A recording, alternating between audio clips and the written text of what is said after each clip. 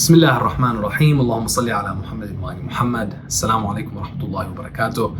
As we continue to look at the life and legacy of Imam Ali alayhi salam and see these highlights of character and competence that inspire us to continue in our journey of growth and personal development, we come to a time that the Imam experienced, which was the last part of his life, 24 or 25 years after the death of the Prophet ﷺ, when the third caliph is assassinated and killed, or executed and killed.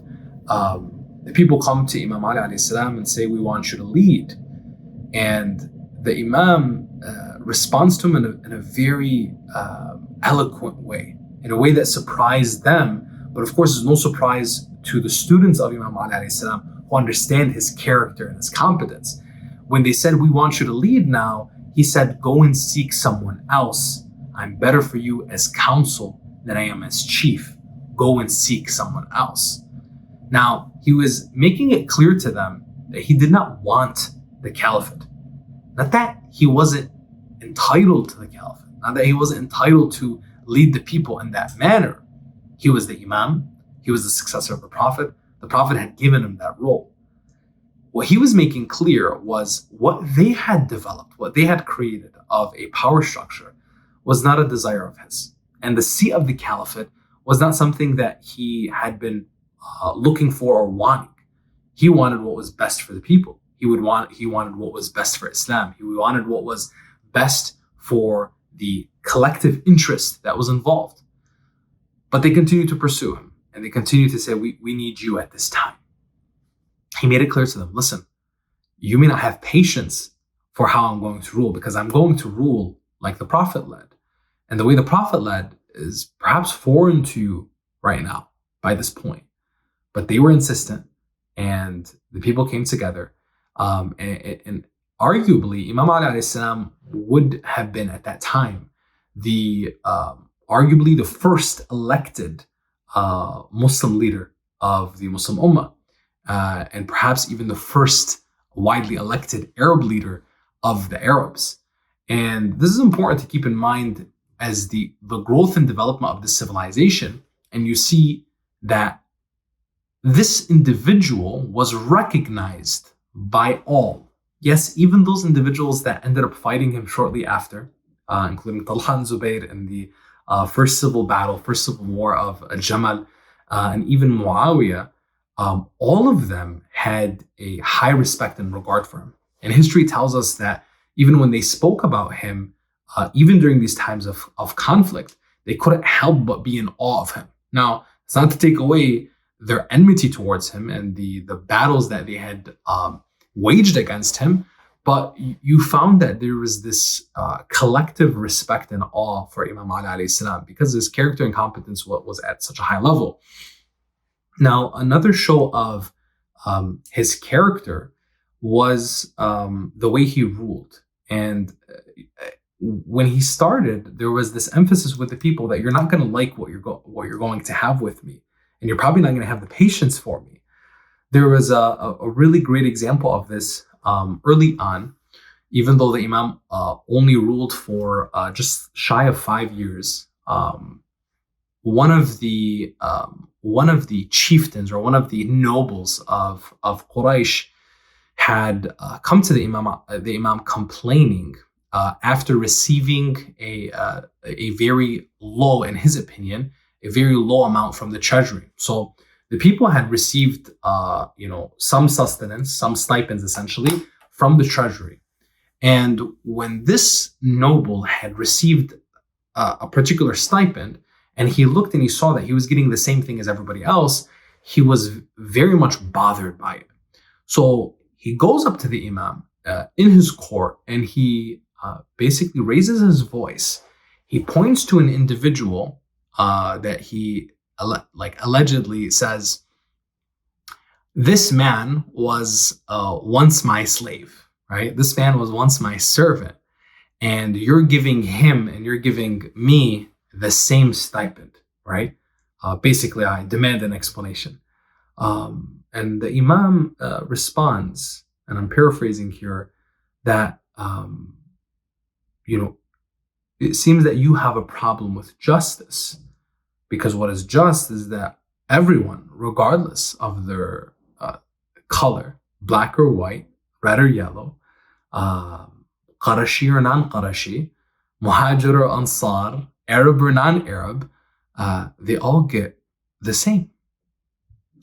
Now, what was also interesting, we have narrations that speak about this period of time and the engagement, the conversations that the Imam had with some of the companions of the Prophet, people that were expecting, to be treated differently and be given more because, hey, they were like, hey, we're companions of the Prophet. Don't forget about us. And the Imam would simply reply to them, you're companions of the Prophet. Great. Your reward is with the Prophet. Making it clear that this idea of, nepotism, this idea of, hey, we're going to be getting taken care of because of this past history that we have as companions, it's not going to flow. It's not going to happen. It's not going to work. But what you did see was this, enfranchisement again of that maybe the earliest days of the Prophet, the early days of Islam with Prophet Muhammad sallallahu alaihi wasallam, where young people, people of different minority groups, essentially, right, in this area, were being enfranchised and being supported, where the nepotism that had increased and these essentially prejudice policies that favored Arabs over non-Arabs, particularly, and then even Qarashis over non-Qarashis during the caliphate of Uthman ibn Affan, the third caliphate, and which also especially favored his cousins and relatives from Banu Umayyah.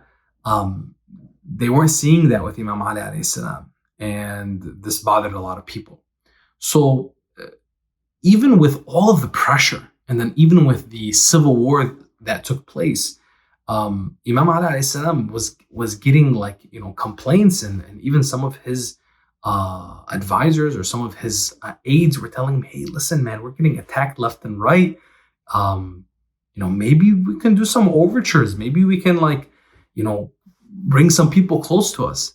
And the Imam was very stern with them. He said, you expect me to use the people's money, the treasury, to buy favor with the people and give this person a gift and give this person. I wouldn't do that with my own money. You expect me to do that with the money that I'm entrusted with by God? Absolutely not. And there's another show specifically with Talha and Zubayr where they came to visit Imam Ali alayhi salam, again for their post. They were having expectations.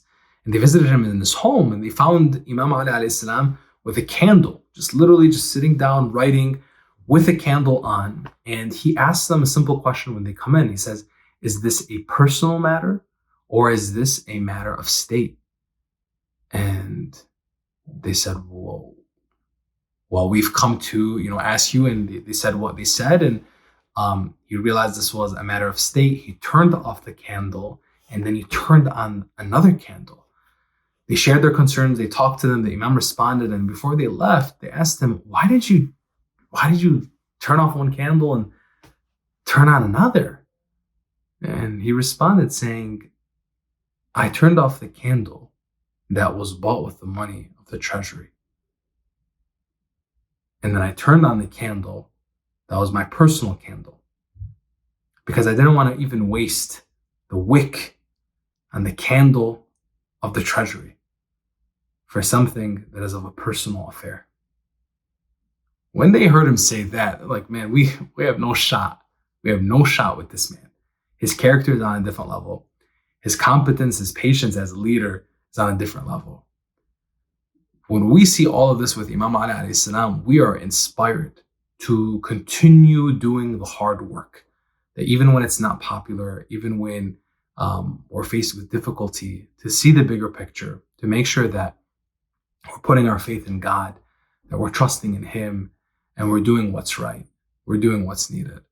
Imam Ali alayhi salam, his character and competence is at such a level where you can continue to draw inspiration in every moment of your life just by looking at, again, any part of his life. We continue to be inspired by his life, by his legacy.